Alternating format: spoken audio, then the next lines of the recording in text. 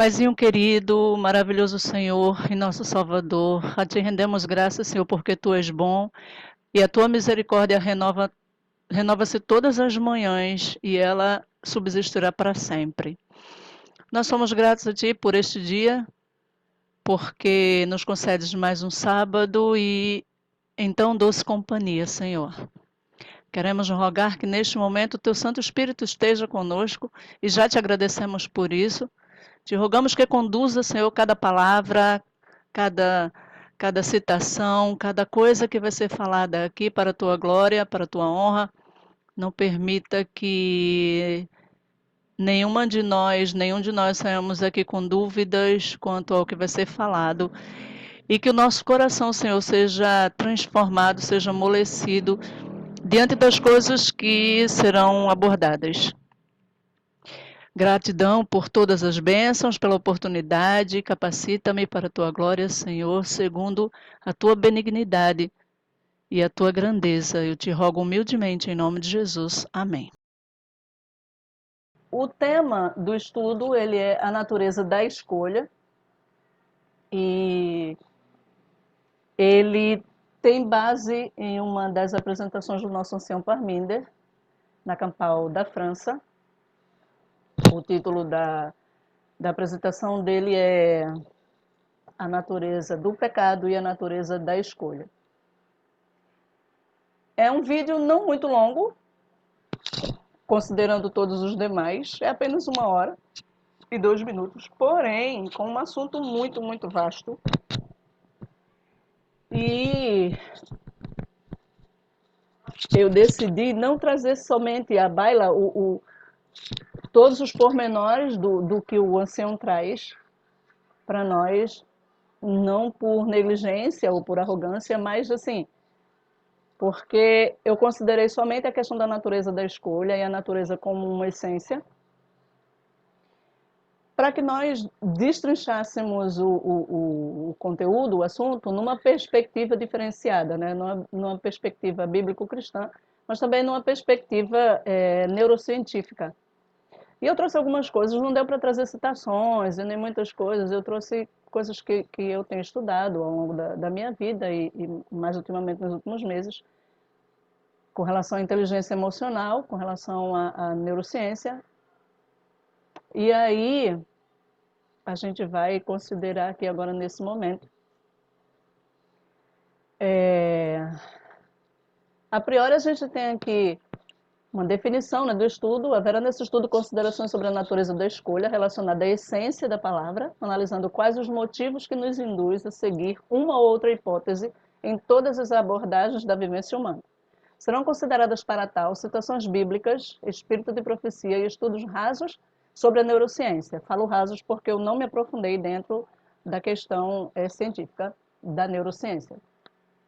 Só trouxe à baila citações assim, mas eu não embasei nenhuma delas cientificamente. Bem como um vídeo apresentado pelo ancião Parminder na Campal da França em outubro de 2021. Significado e origem etimológica do termo natureza. Se eu for muito rápido, vocês me avisam. A palavra natureza tem a sua origem no latim natura, futuro do verbo nasce ou nascer, nascer, somado ao sufixo urus. Este último é o particípio do futuro de oritur, que significa gerar, surgir, a força que gera. Inicialmente, natureza significa tudo aquilo que surge, nasce, aquilo que é e se dá por nascimento segundo leis universais dedicadas a um determinado contexto. Depois, passou a significar a parcela do mundo que não depende do homem, assim como as características, índole, caráter, tipo e qualidade, inerentes a alguma coisa, incluindo o próprio homem, ou seja, aí já vem a questão da essência em si de natureza, não natureza literal, palpável, mas a natureza, sim, a tendência, a essência do ser. Ainda como pesquisa com relação ao significado da palavra em si, para que a gente fique assim, bem familiarizado. Natura é a tradução para o latim da palavra grega physis, que em seu significado original fazia referência à forma inata, que crescem espontaneamente plantas e animais. O universo físico é um conceito mais recente que adquiriu uso cada vez mais amplo com o desenvolvimento do método científico moderno nos últimos séculos. Eu trouxe aqui uma consideração para a gente, para mexer um pouquinho com a gente, fazendo uma alusão, né, metafórica entre o homem e a árvore. E aí eu estava estudando a Bíblia essa semana e eu me deparei com Gênesis e eu achei muito interessante. Então eu fiz algumas anotações e eu incluí nesse estudo. E ao longo do estudo vocês vão perceber por quê. Bom, a árvore do conhecimento do bem e do mal. Tendo como base o poder da escolha, vamos considerar o ser humano comparando-o à árvore. Havia no centro do jardim uma condição pela qual Adão e Eva deveriam exercitar o poder do livre-arbítrio, tendo como princípio a confiança e obediência à palavra de Deus, seu Criador. A origem do ser humano como um todo e de cada um, individualmente, né? As crenças construídas ao longo da vida, as histórias formalizadas no subconsciente, os traumas e a falta do conhecimento em uma visão geral. Numa visão metafórica, somos todos árvores. Alguém gostaria de ler? Alguém que está vendo aí pode ler para a gente? Vocês os reconhecerão por seus frutos. Pode alguém colher uvas de um espinheiro ou figos de ervas daninhas? Semelhantemente, toda árvore boa dá bons frutos, mas a árvore ruim dá frutos ruins. A árvore boa não pode dar frutos ruins, nem a árvore ruim pode dar frutos bons. Toda árvore que não produz bons frutos é cortada e lançada ao fogo.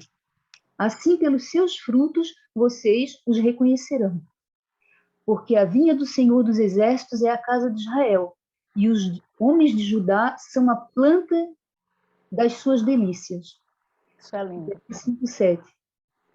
Éramos árvores frutíferas e ligadas diretamente ao agricultor, mas ao não prestar atenção devida às palavras de Satanás, nos tornamos conhecedores do bem e do mal.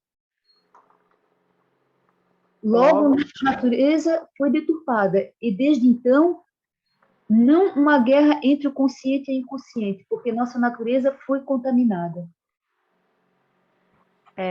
Esse não aqui, ele foi mal colocado, tá? Há uma guerra entre o consciente e o inconsciente, por causa justamente dessa contaminação. E aí a gente vai ver agora a nossa identidade em duas perspectivas. O que é identidade? Nós nascemos, né, nos tornamos cidadãos automaticamente, e aí é emitido para nós um documento legal, primeiro o registro do nascimento civil, que é algo que atesta que nós somos cidadãos, que nós nascemos e temos aí direitos inerentes a todo e qualquer ser humano. E aí a gente depois recebe uma identidade referente também a essa questão de cidadania. Mas a Bíblia, ela traz para nós uma identidade peculiar, muito antes dessa identidade civil, que também nos dá direitos, e muitos direitos. E essa identidade, eu trouxe ela para nós aqui em duas perspectivas. Alguém quer participar e ler para a gente? Identidade da criação. Também disse Deus, façamos o homem à nossa imagem, conforme a nossa semelhança, tenha ele domínio sobre os peixes do mar, sobre as aves dos céus, sobre os animais domésticos, sobre toda a terra e sobre todos os répteis que rastejam pela terra. Identidade da regeneração. Gênesis 3:15. Porém, inimizade entre ti e a mulher, entre a tua descendência e o seu descendente. Este te ferirá a cabeça e tu lhe ferirás o calcanhar. A promessa do Salvador. Essa regeneração precisa ser acessada diariamente através do estudo e da meditação sobre o sacrifício de Cristo, porque estamos destituídos da glória de Deus, porque a identidade original foi corrompida no Éden. Deus nos criou com propósitos. Segundo o que nós acabamos de ler, segundo o que nossa amiga Mary leu, o propósito original de Deus era que todos nós revelássemos a sua imagem e semelhança, né? Refletindo ainda mais a glória do Criador, de glória em glória. A Bíblia fala sobre isso, né? Nós nós temos esse propósito original, é o propósito principal, é de refletir o caráter de Deus, refletir a sua imagem, através da nossa própria imagem. E o propósito secundário, ou os propósitos secundários, seria dominar sobre todas as coisas na Terra e ser fecundo. Ou seja, o homem original refletia a glória de Deus, tinha um encontro diário com Deus, onde ali ele recebia mais e mais da identidade do Criador, e depois ele teria ali a liberdade e o poder de dominar sobre todas as coisas criadas na Terra.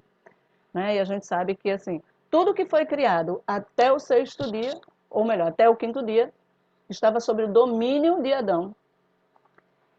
E, consequentemente, de Eva, posteriormente. Então, eles tinham domínio sobre todas as coisas. E nesse propósito secundário, eles tinham que ser fecundos também.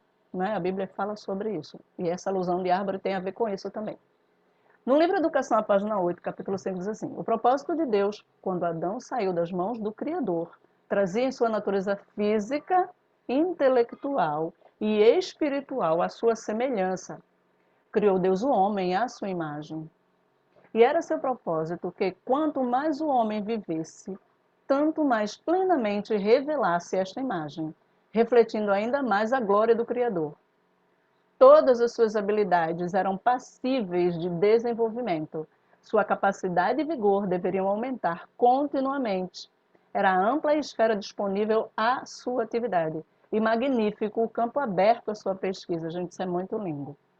Meu coração, assim, ficou bem doído nesse estudo, por vários motivos. Mas um deles foi essa profundidade, sabe, do propósito de Deus para a gente. Os mistérios do universo visível, as maravilhas daquele que tem perfeito conhecimento, convidam o homem ao estudo. E aqui fica uma chave, não é, para a gente, um insight para a gente ter essa preocupação com o estudo, não é? Levar realmente a sério, levar em consideração, e eu falo isso para mim, literalmente para mim, como eu preciso estudar, como eu preciso me apropriar das coisas que nós temos recebido, né, através do movimento, através de cada uma dos vídeos, cada um dos acampamentos, das campais, enfim. O convite ao estudo, ele é extenso. E é óbvio que a gente tem que estudar e aprender constantemente. Nós nascemos para aprender constantemente, né? No céu nós vamos aprender constantemente. Então, assim, o convite ao estudo, ele é literal e, assim, eterno. Isso é muito bonito. Identidade original. Homem e mulher no governo, captando a energia criadora e focados no propósito, em unidade entre si mesmos e Deus. Aí aqui a gente tem um círculo, né? Uma esfera, com as setas todas voltadas para si. Vamos lá entender que isso aqui é o planeta Terra. E aí todas as energias criadoras, todos os olhares do universo, todas as coisas criadas antecipadamente por Deus, estavam voltadas para o casal edênico, para o planeta maravilhoso, lindo. Imagina que assim, se hoje ainda o planeta é espetacular, imagina na criação, né?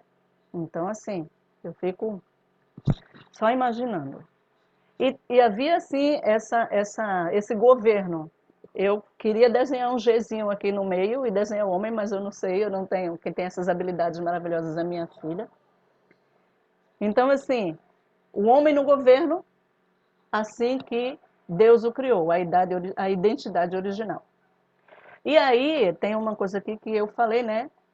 O homem focado, né, no propósito, em unidade entre si mesmos, né, homem e mulher, unidos em unidade, e com Deus.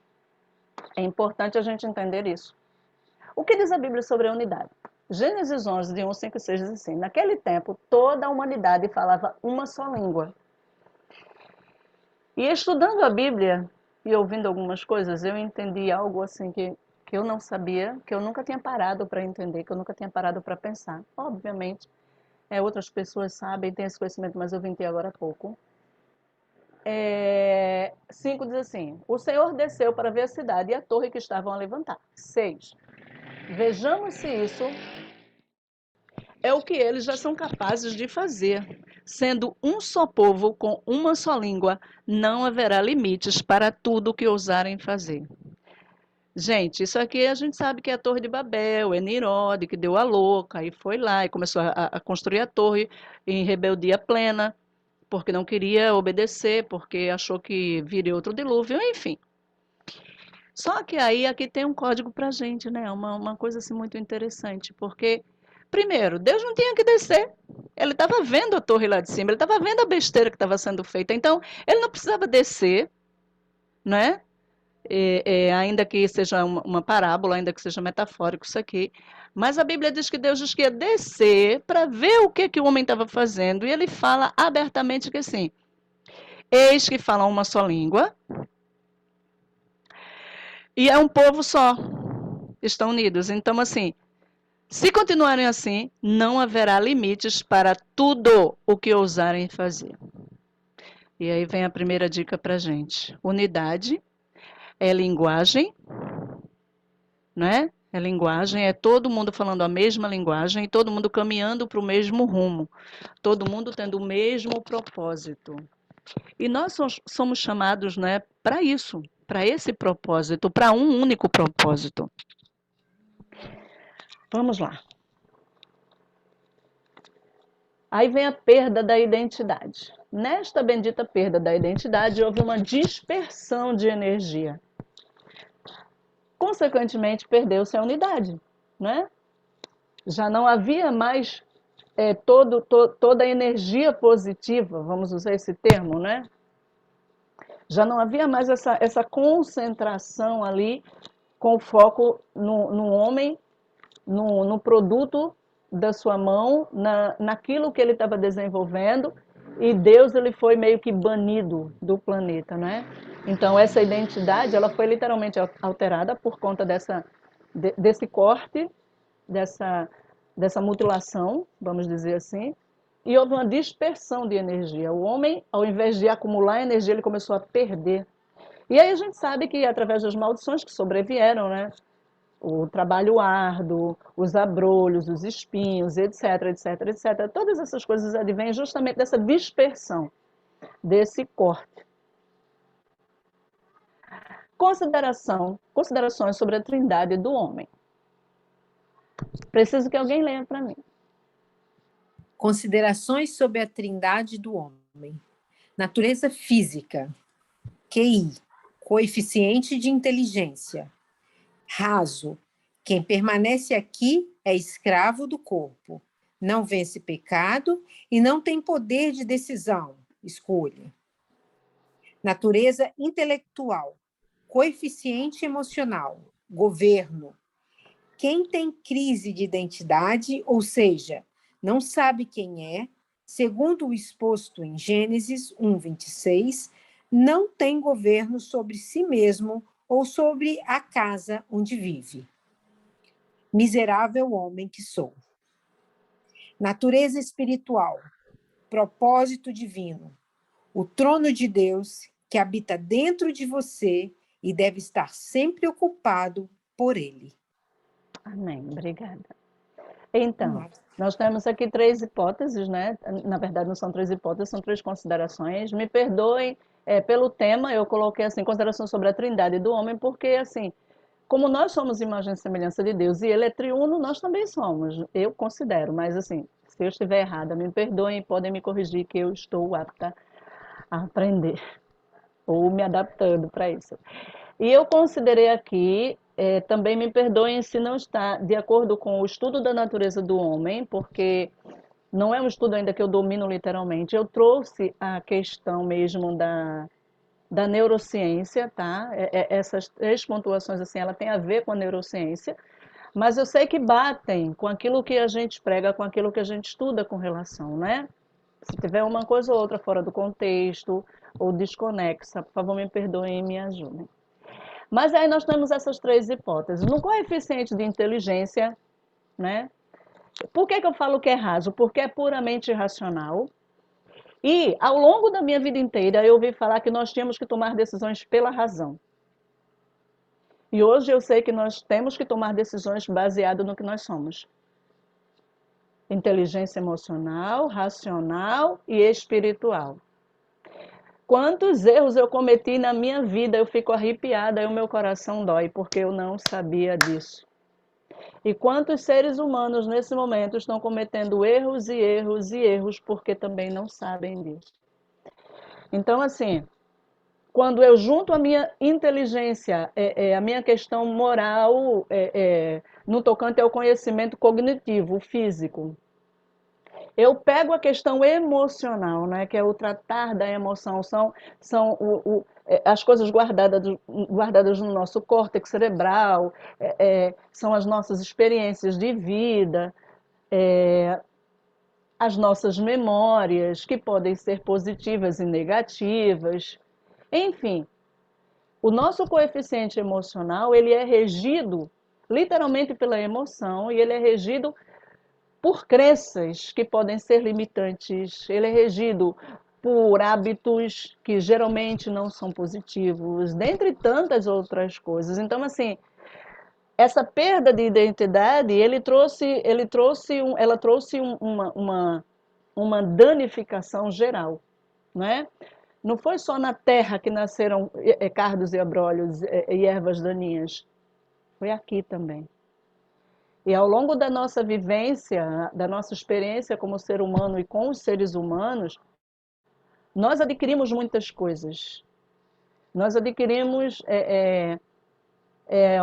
sabe, nós aprendemos a levar em consideração somente a razão. E isso é muito sério. E nessa questão, eu entendi aqui pela primeira vez a questão do miserável homem que sou e quem me livrará desse corpo de morte, ou do corpo dessa morte. Qual é o meu corpo de morte? É a razão. A minha razão, desnutrida do meu emocional equilibrado, desnutrida da minha orientação e da minha busca espiritual, é escravo do pecado. Então, somente a minha convivência com Cristo e a minha organização mental de tudo que está no meu subconsciente faz com que eu tenha condição de ter decisões, de ter escolhas racionais, espirituais e emocionais intrínsecas, colocadas em um só patamar e me deixando apta a resolver. Isso é muito interessante, pelo menos assim, para mim. É uma coisa que tem me ajudado bastante. O homem é como árvore. Nascemos a partir de uma semeadura. Apesar do inimigo ter tomado o governo de Adão em Cristo, temos a oportunidade de retornar, mas para isso algumas ações precisam ser tomadas. Porque eu não consigo governar e caio sempre nas mesmas ciladas. Aqui é uma pergunta. Por quê? Por que será que a gente está sempre tentando governar as nossas emoções, governar o nosso racional, tomar as melhores atitudes, ter as melhores atitudes com relação ao próximo, reagir bem no momento de desconforto, no momento em que somos agredidos, no momento em que há um problema no trânsito, em família, em si. Por que nós estamos sempre caindo nessas mesmas ciladas do mal? Número 1, eu não conheço ou reconheço a minha identidade cristã da criação. Muito menos a segunda identidade, que é a regeneração. Eu não conheço. Sabe por que eu não conheço? Porque quando eu sei quem eu sou, quando eu sei a minha origem, isso faz toda a diferença. Por exemplo, eu tenho uma paixão enorme pelo meu sobrenome. O meu pai chamava Luiz Borges. E eu sou Alda Valéria Borges. Vocês não fazem ideia do orgulho que eu tenho do meu nome. Não porque meu pai fosse um grande homem no tocante à sociedade, etc. E tal. Não, mas é porque, assim, para mim é um legado maravilhoso. Eu amo o meu nome. E eu sei de onde eu vim, eu sei quem é o meu pai, eu sei quem é a minha mãe. Então, assim, eu tenho uma identidade genealógica. E eu tenho orgulho disso. Então, assim, imagina quando você sabe e reconhece que você é filho de Deus, que você tem essa identidade, você é um com Deus, né? Você tem aquela natureza de Deus. Aí o diabo veio, semeou o mal, os nossos pais caíram, e aí Jesus veio bondosamente. E como eu estava comentando com a Carla no momento, né, Carla? Quando a gente pensou que Deus ia destruir, que estava tudo acabado, os anjos estavam ali em desespero, achando que Deus ia destruir a Eva, porque ela que cometeu o primeiro deslize, né? Enfim, diante de toda essa situação caótica, Deus veio e honrou Eva, dando a ela o prazer e o privilégio de ser a mãe do Criador. Imagina. Nessa segunda identidade, nessa regeneração, Deus não apenas regenera em nós a identidade, mas regenera em nós mulheres, de um modo geral, a honra de que nós recebemos o perdão e ainda recebemos a honra de ser mãe. Imagina a alegria de Maria ser mãe do Salvador. Dor e alegria, óbvio, toda maternidade tem, porém, gente, é um privilégio. Não tem como negar isso, não é? Eu acho. Enfim, então eu não reconhecer essa identidade em Cristo e eu não reconhecer essa identidade em Jesus me deixa em maus lençóis. Por dois motivos, bilateral. Primeiro, porque eu deixo as pessoas fazerem comigo o que elas querem. E segundo, porque eu me sinto no direito de fazer o que eu quero. Em que sentido? Eu reajo mal, né? Eu trato as pessoas mal, eu não consigo dominar o meu racional, eu não consigo dominar as minhas emoções perturbadas. Por quê? Não tenho identidade. Uma pessoa sem identidade é uma pessoa que não tem direito a emprego, né? Vamos pensar na identidade literal. Não consegue um emprego com CLT. Enfim, primeira coisa assim necessária. Não consegue entrar em determinados locais, na maioria dos locais. Fica vulnerável à polícia, né? A polícia pegar essa identidade pode levar preso. Tem identidade, ninguém sabe quem é, de onde veio, para onde vai. É um indigente. 2. Eu estou sempre responsabilizando os outros pelas coisas que acontecem dentro e fora de mim. Ou seja, uma das grandes ciladas do mal para nós, e uma das coisas que fazem com que nós não tenhamos assim essa segurança em não cair nas ciladas, é que nós não nos responsabilizamos pelas coisas que cometemos. Nós contamos histórias 24 horas. Ah, cheguei atrasado, mas foi o ônibus que demorou. Ah, eu faltei hoje, mas foi porque meu filho adoeceu. Ou então matou a avó, né? Minha avó morreu, coitada, às vezes morre 10 vezes. Ah, mas eu só chamei você disso ou daquilo porque você primeiro me xingou. Ah, eu só bati em você porque você desobedeceu. E vai lá, não há, não há e não há. E a gente está sempre dando desculpas e a gente nunca para olhar para dentro da gente e dizer assim, eu cometi esse erro porque eu não conheço a minha identidade. Porque quando eu conheço a minha identidade, eu sou uma com Cristo, as minhas atitudes não têm como ser as mesmas. 3. Eu me prendo às condições de um modo geral. E eu não tenho a ação necessária para progredir em nenhum dos aspectos da natureza humana, nem espiritual, nem emocional e nem racional. Porque quando eu não tenho essas três habilidades unidas, não venha me dizer que você é racional, porque não é. Eu não sou racional. Se eu fosse racional, eu não cometeria certos erros. A gente acha que age pela razão, só que a nossa razão ela é o quê? Contaminada. A nossa razão é um fruto podre. Se ela não estiver unida ao espiritual, que é Cristo sentado no trono 24 horas, e ao emocional equilibrado, que somente Deus pode fazer isso. E ele já providenciou maneiras para isso. O ancião Parminder, no vídeo, ele trata sobre a 14ª emenda, considerando a declaração. Eu acredito, eu peço desculpas a vocês também, porque eu acredito que ele fala aqui, eu acho que é sobre a Constituição Francesa, mas aí, como eu na pesquisa, eu vi isso aí tanto na Constituição Americana, quanto na Declaração dos Direitos Universais, eu peguei uma visão global e eu coloquei aqui, né? O Anselmo Parminder, ele declara sobre a quarta emenda, considerando a Declaração dos Direitos Universais, a Declaração Universal dos Direitos Humanos, numa visão geral. Aí, primeiro, propósito da emenda.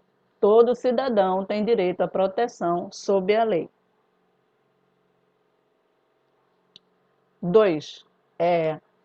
Em 1966, houve a promulgação da cidadania com relação a essa lei, que era que todas as pessoas que nascessem nos Estados Unidos, fosse filho de quem fosse, o pai acabou de aterrissar o avião com a mãe nos Estados Unidos, veio lá da Arábia, mas nasceu nos Estados Unidos, era considerado americano. Foi uma das grandes lutas de Donald Trump contra isso, né, essa questão dessa promulgação aqui dessa lei. Direitos iguais a todo cidadão. E aí o Parminder fala assim, essa é a maior emenda depois da Guerra Civil, constituída para lutar contra as maldades sofridas pelos homens escravizados. E isso é um chamado literal. Nessa perspectiva aqui, houve um chamado literal com relação a essa declaração. Chamado espiritual. Hoje, essa promulgação deve ser considerada no âmbito espiritual, uma vez que é um povo sendo chamado para decretar liberdade incondicional e assegurar os direitos considerados iguais quanto ao gênero, mas muito além do papel. Uma mensagem profética, porque Deus está preocupado em salvar aqueles que, semelhantemente à vinda de Jesus, vivem à margem, considerados como escória da sociedade. Quanto mais contemplarmos esse passado, melhor compreenderemos a verdade presente. Que passado? Linha sobre linha sempre, né? Considerar o período em que Jesus nasceu, o período do ministério de Cristo, como as pessoas eram tratadas, considerar o período da escravidão, como as pessoas foram tratadas, considerar a questão das mulheres, como as mulheres foram tratadas ao longo do ano e ainda o são em vários países, né? Há coisas assim absurdas acontecendo e a gente fica assim, a gente não faz ideia, né, que aqui na África tem mulheres ainda sendo mutiladas. Imagina, eu li sobre isso e eu fiquei assim, oh, meu Deus do céu. E eles ainda fazem com que as próprias mulheres mutilem as mulheres, meio que tipo assim, há uma necessidade de fazer isso, sabe? E é vergonhoso, não é? É vergonhoso. Nós, seres humanos, cometemos, assim, atrocidades que não cabem, não cabem. Mas, enfim. Questões levantadas no movimento, considerando a verdade presente, segundo Anselmo Parminder. Gente, meu coração doeu muito lendo, preparando esse vídeo, esse PowerPoint, assistindo. Doeu muito, eu tomei muito essas coisas todas para mim. E eu quero deixar bem claro com vocês, principalmente com os meus queridos homens do movimento, eu não tenho nada contra ninguém, tá? Eu não tenho nenhum problema com vocês, eu não quero, assim, por favor, que essas coisas aqui fiquem muito claras com relação ao que Deus está falando para nós através do nosso ancião. Nas questões que ele levanta no vídeo, ele fala assim, os homens desse movimento têm levantado uma questão queixando-se de que estão recebendo críticas por causa do tema igualdade. As pessoas estão começando a sugerir que estamos desbalanceados. E se essa é a sua mentalidade, você precisa se questionar da seguinte maneira. Será que esta é uma resposta moralmente forte da nossa parte? Os homens estão sendo realmente prejudicados? Ou será que isso é uma questão profética? O Parminder, ele fala assim sobre esses rumores, né, essas queixas que vêm se promulgando e crescendo com relação aos homens acharem que meio que, eu vou usar meus termos, como se as mulheres estivessem sendo privilegiadas, como se as mulheres estivessem recebendo algo além das suas até necessidades, enfim. Mas ele fala muito claro com relação a isso, e algumas coisas que ele fala eu achei até bem pesadas. Pesadas, assim, não no sentido de crítica, mas pesadas, assim, necessárias, sabe? necessárias para a gente ouvir, mas que não haveria necessidade se nós tivéssemos em consideração as coisas que nós vimos aqui no início, sobre a nossa natureza, sobre os pilares de como nós deveríamos nos comportar como seres humanos regenerados. Segundo Parminder, essa é uma questão puramente profética na qual estamos falando. Desde o ano, fala dele, tá? Desde o ano de 2017, começou a haver uma mudança de linguagem e tom de voz na minha fala. Tenho sido consistente em dizer que não há distinção entre moralidade e profecia. Examine cada um seu coração e entre num processo de transformação, metanoia. Preciso. Eu quero lembrar essas pessoas que as suas falhas vão continuar machucando e destruindo as mulheres desse movimento. Deus não chama homens ou mulheres, mas um povo para fazer conhecido o verdadeiro evangelho do reino. Palavras do nosso ancião. Isso é doído. A gente não sabe a vida de cada um, não é? A gente já tinha assim pouco contato e depois da pandemia o que era pouco ficou escasso. Mas o ancião sabe do que está falando, né? O ancião sabe do que está falando e assim cada um de nós devemos receber e entender o que nós estamos fazendo, né? Por que a gente está tendo que ouvir isso? Por que será? Quando começamos a falar de homossexualidade, olhamos para a palavra, depois para a Declaração dos Direitos Humanos e depois para a 14ª emenda. Este está sendo um ponto de referência em dois sentidos. Foi introduzido ao mesmo tempo que a formalização da mensagem. 2, para esclarecer a questão sobre o comportamento dos homens. Precisa-se estar atentos com relação aos assuntos proféticos. Todos nós dizemos crer que esta é uma questão de vida ou morte. Não existem duas perspectivas plausíveis em questões proféticas, a não ser estas, vida e morte. A palavra de Deus diz que Ele coloca diante de nós bênção e maldição, vida e morte, e que a gente tem que escolher. E aí entra essa questão da natureza da escolha, não é? Essa essência da escolha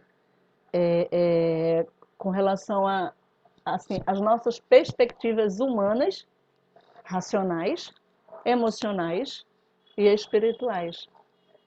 Na perspectiva da emenda, todas as pessoas deveriam ter direitos iguais, mas a sua aplicação é difícil e se torna confusa para muitos. Todas as pessoas conectadas à emenda não tinham a mesma perspectiva. Quando essa emenda foi apresentada durante a litigação, as pessoas viram que poderia ser usada de diversas formas.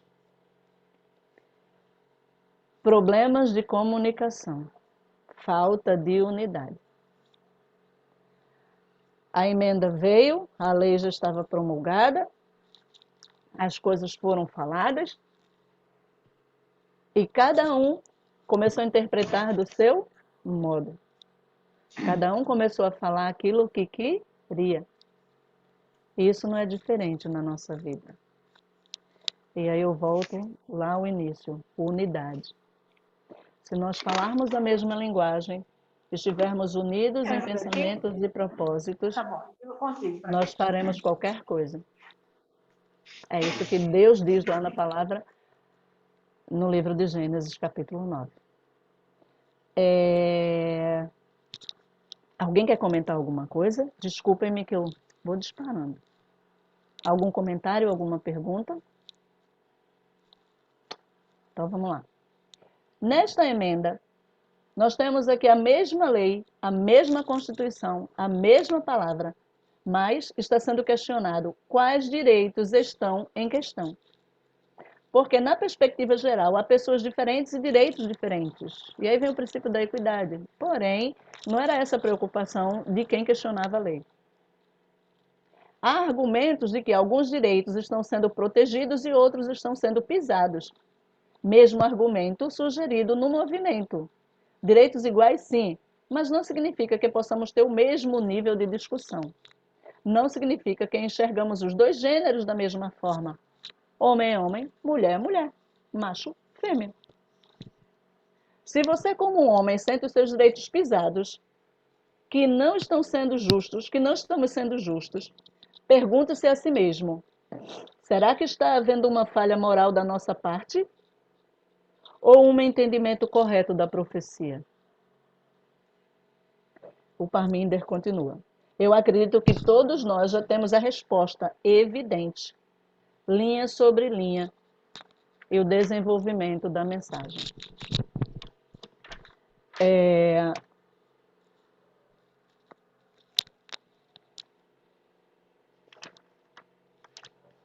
Eu vou continuar aqui a fala dele.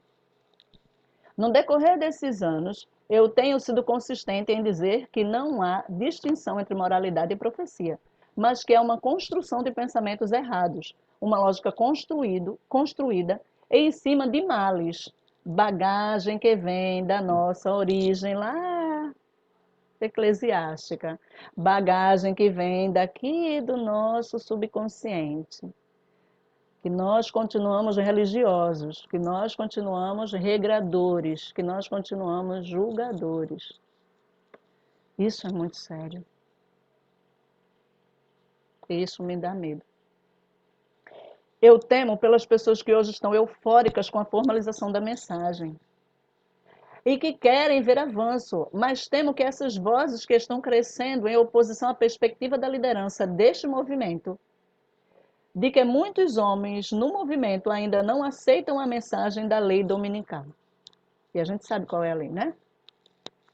Não é sobre o casamento do mesmo sexo, nem do papel do Islã na profecia bíblica, mas sobre o assunto de igualdade de gênero, que é um problema amplo e que confronta cada pessoa no mundo.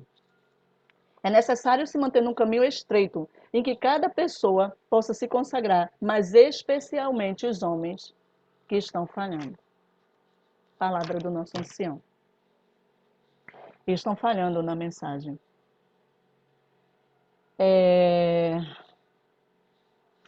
São coisas assim que a gente fica pensando, por quê? Né? Por que eu cometo certos erros? Por que eu ainda não avancei como eu deveria? Por que eu ainda não aprendo literalmente a metodologia? Por que eu não aprendo, não consigo destrinchar parábolas? Nossa, a gente fica parado assim olhando, meu Deus, que compreensão fantástica da Tessa com relação a Atos 27. Que coisa fora do comum. Eu nunca vou ter isso. E aí a gente se limita, né? É óbvio que Deus chamou cada um de nós para uma missão diferenciada. E nós não podemos ter aqui a pretensão de ser anciã Tesse, o ancião Parminder, o Tabo, de ter a mesma sabedoria que cada um dos nossos líderes, cada uma das nossas mulheres líderes também. Nós temos conhecimentos diferentes, saberes diferentes, noções cognitivas diferentes, nós somos seres diferenciados. E é por isso que a Bíblia diz que nós somos um corpo com vários órgãos e cada um faz uma coisa, cada um tem uma percepção da sua missão.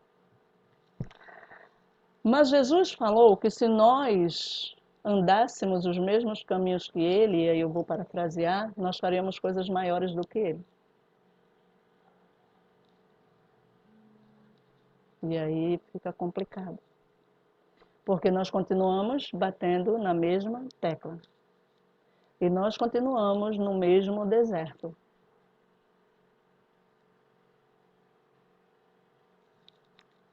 E reclamando. Queixando. E todo dia a gente tem queixa. A gente reclama do trabalho, a gente reclama da casa, a gente reclama do ônibus, a gente reclama dos amigos, a gente reclama do cônjuge, a gente reclama dos filhos, a gente reclama da gente mesmo. E a gente reclama dos anciãos, e a gente reclama dos líderes, e a gente reclama do movimento, e a gente vai reclamando, e a gente vai nesse vício emocional. E eu estou olhando para mim e perguntando, até quando? Até quando eu vou continuar nesse deserto?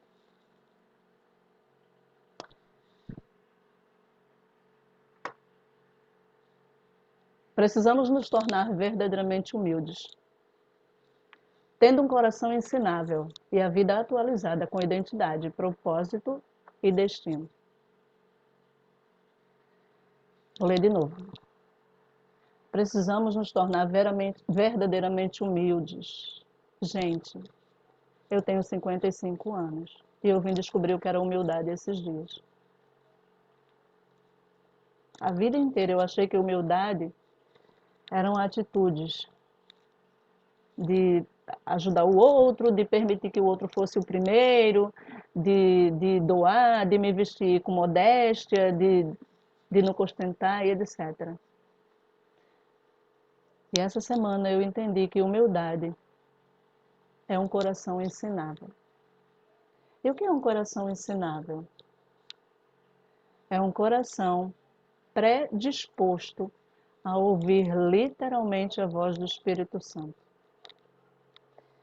Meu coração dói e me assusta, porque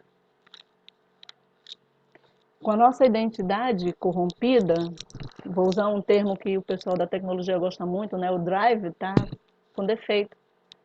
E a gente precisa todos os dias buscar a Jesus. Jesus venceu a terrível batalha. Jesus cumpriu a missão. A Bíblia diz que ele nunca deixava o sol nascer antes dele ir ao Pai. A parábola das 10 virgens diz que nós estamos dormindo. Agora, no mês de janeiro, a Bárbara e a Gabi vieram aqui para o Rio e trouxeram um assunto bem interessante e me deixou bastante preocupada. E o tema do conteúdo que elas trouxeram, do assunto, era: não temos mais tempo. Não temos mais tempo. E isso é tão literal quanto beber água. Nós não temos mais tempo. Para a gente fechar o nosso estudo, eu queria que vocês lessem comigo aqui. Podem ler em voz baixa, tá? Se quiserem ler em voz alta também. Romanos 12:2 diz assim: e não vos conformeis com este século, mas transformai-vos pela renovação da vossa mente, para que experimenteis qual seja a boa, agradável e perfeita vontade de Deus. Aquele vídeo que eu passei, o vídeo que eu acabei de passar, é um vídeo da fecundação, todo mundo entendeu. E esse vídeo, ele vai até o momento em que acho que é o embrião, né? O óvulo, ele é implantado no útero. E é uma coisa assim, nossa, esse vídeo mudou minha vida, porque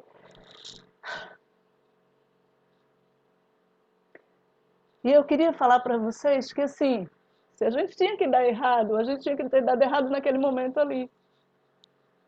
Sabe? Se tem alguma coisa para não sair certo, era naquele momento, porque a gente fez tudo, a gente ultrapassou todas as barreiras, atrapalhou a acidez do canal, da tuba uterina, a gente conseguiu chegar ali, a gente chegou no colo do útero e a gente foi plantado como semente. E nascemos. E nós somos árvores. Que tipo de fruto a gente está dando? E que tipo de serviço a gente está prestando para o nosso Criador e para o nosso próximo? O que a gente tem feito da nossa vida com o movimento, com as pessoas, no geral? E eu me emociono porque eu falo tudo isso para mim. Por que a gente se levanta em rebelião? Por que a gente fala de ancião? Por que a gente fala de Parminda? Por que a gente fala de um, fala de outro? Por que a gente não aceita uma coisa ou outra que até se vem falar? Com que direito? Com que direito? A gente é tão grande e se torna tão pequeno quando a gente não leva em consideração cada um dos passos que o Criador deu para a gente chegar aqui. Que a nossa reflexão seja essa, que neste sábado nós tenhamos em mente que nós não podemos nos conformar. Nós não nascemos para reclamar, não nascemos para para não unir o nosso emocional com o nosso espiritual e o nosso racional. Nós nascemos para ter sucesso. E fomos chamados para uma missão espetacular. Que os nossos frutos sejam frutos de vitória. E que os nossos dias sejam dias de brilho. Deus nos abençoe. Algum comentário? Amém. Deus abençoe. Desculpem-me, eu sou muito emotiva. Olha, essa tua apresentação é tão importante, não sei nem se me emociono tanto. Semana e algumas semanas eu já estou falando a respeito, né, de tentando entender melhor, né, a razão de muitas pessoas estarem saindo, não discordando da falsa liberdade, mas tentando entender mais profundamente, sabe, para poder ajudar, compreender para poder ajudar. E um dos pontos que eu vejo é que muitos de nós ainda estamos presos ao tempo de angústia, ainda estamos tristes, deprimidos, e principalmente com toda aquela desconstrução, não conseguimos agora encontrar a nossa identidade. E olha o que você falou, a identidade da criação e a identidade da regeneração. Mas foi assim, perfeito.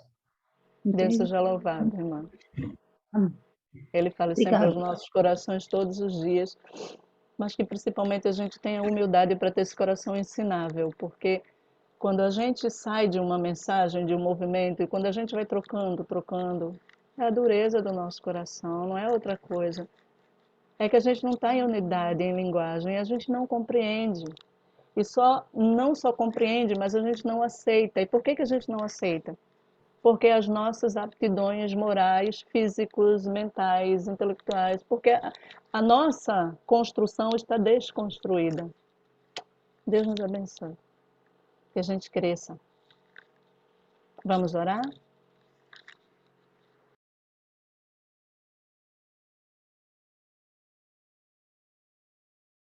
Deus poderoso e eterno, Tu és o nosso maravilhoso Senhor, o nosso Criador, o nosso mantenedor, o nosso regenerador, aquele que pode todas as coisas e que nos assiste todos os dias, desde o nascer até o pôr do sol. Na verdade, durante o momento escuro também, Tu estás conosco todos os momentos e isso é motivo de gratidão. Gratidão, Senhor. Gratidão por tudo que Tu nos ensinas diariamente, gratidão por tudo que Tu fazes na nossa vida, gratidão porque Tu nos ergue do pó. E embora Satanás reclame que tem algum direito sobre nós, na cruz do Calvário a nossa identidade foi regenerada. Muito obrigada, Senhor. Nós somos de novo Teus filhos amados e nós já não somos escravos, não somos criaturas perdidas, nós somos criaturas achadas por Ti, resgatadas pelo Teu Filho. E isso faz de nós seres diferenciados. Não somos melhores, mas somos diferentes. E nascemos para uma missão muito, muito especial. Senhor, se Tu permitiste que nós fôssemos implantados e implantadas no útero da nossa mãe, há um propósito. E obrigada, Senhor, por nos revelar esse propósito dia após dia. Que entendamos de uma vez por todas a necessidade de estarmos unidos em unidade de linguagem, em unidade de atitude. E percebermos a grandeza do Teu chamado. Habilita-nos, Deus, porque somos criaturas teimosas. Dá-nos um coração ensinável. Dá-nos um coração igual ao Teu. Em nome de Jesus, nós Te rogamos e agradecemos. Amém.